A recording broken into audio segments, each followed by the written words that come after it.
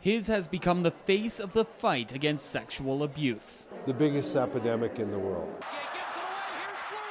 For most of his life, Theo Fleury fought a battle between his on-ice persona as an NHL star and the personal demons he wrestled with after years of sexual abuse by his former coach.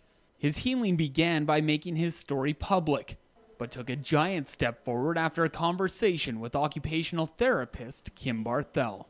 I realized there wasn't one thing that I could have changed about my life that would have made it turn out any differently than what it did.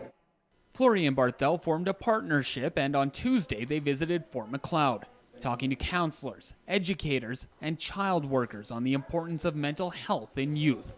When a parent has been through a traumatic experience such as abuse, it can create a cycle where they don't provide a supportive environment for their child.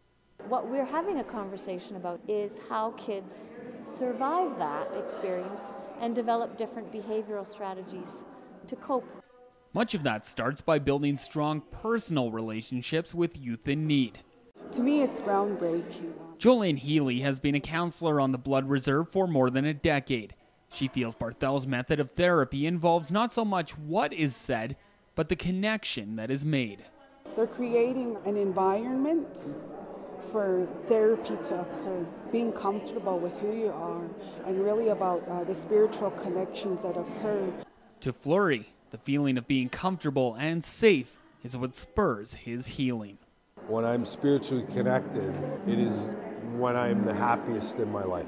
Paul Kingsmith, Global News in Fort Macleod.